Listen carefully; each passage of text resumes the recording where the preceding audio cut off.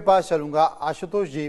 Transgender की अपनी भावनाएं हैं, अपनी बातें हैं। जो सामाजिक कार्यकर्ता हैं वो ये कह रहे हैं कि सरकार का फैसला पूरी तरह से गलत है। ट्रांसजेंडर की जो सम्मान की लड़ाई है वो सालों से लड़ी जा रही है, लेकिन समाज में उनको वो सम्मान नहीं दिया जा रहा। बावजूद इसके ये भी आरोप लगाया जा रहा है कि जिस समाज के बारे में ये कानून लाया गया उस समाज से पूछा भी नहीं गया।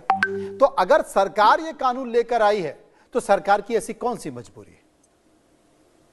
देखिए, जब सरकार कोई भी कानून लाती है तो उसका एक जो है डिस्कशन होता है, उसके जो फायदे नुकसान, इस पे पूरा जो है हर एक का अपना व्यू लिया जाता है। जो रिप्रेजेंटेटिव होते हैं पार्लियामेंट में जो बैठते हैं, ये उनकी जिम्मेदारी होती है कि वो अगर कोई कानून बना रहे हैं तो उसको बहुत ध्यान से देखें कि इसके रिपरकशंस क्या क्या होंगे, इसका इम्पैक्ट किस तरीके से पड़ेगा समाज पे, लोगों पे।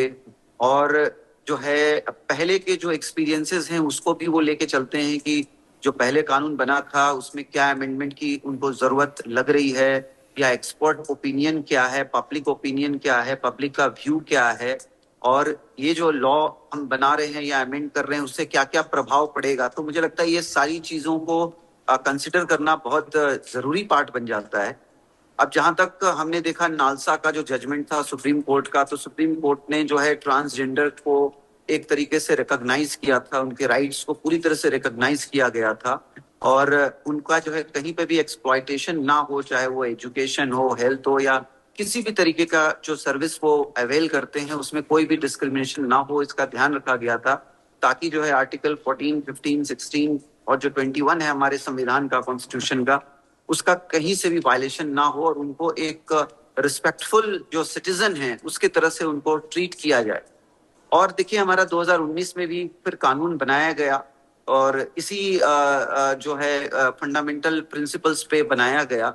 और अब जो 2026 में कुछ अमेंडमेंट्स किए गए हैं और मैंने देखे हैं वो अमेंडमेंट्स। मुझे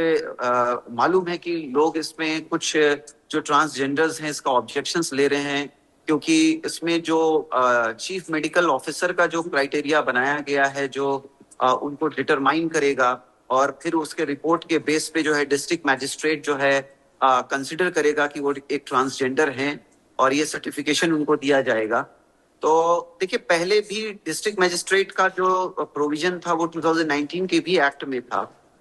इसमें भी है। बट इसमें जो सेल्फ जो हमारा जो उनका जो कहना है कि जो सेल्फ वो अपने आप को आइडेंटिफाई करके जो दे सकते हैं अपने हिसाब से डिस्ट्रिक्ट मैजिस्ट्रेट को, वो अब नहीं है। यहाँ पे मेडिकल ऑफिसर जो है उनको एग्जामिन करेंगे, और इसी बात पे जो है मुझे लगता है कि बहुत सारे ऑब्जेक्शंस ट्रांसजेंडर कम्युनिटी के आ रहे हैं, और मुझे लगता है कि गवर्नमेंट को इसको देखना चाहिए, कंसिडर करना चाहिए, या हो सकता है ये मामला सुप्रीम कोर्ट में जाए तो इस पर्टिकुलर इस इशू पे हो सकता है कि कोई सुप्रीम कोर्ट को डिसीजन लेना पड़े, या इसमें फर्दर सरकार अमेंड करे जो एक्ट है उसमें। नीतीश शुक्ला जी मेरे साथ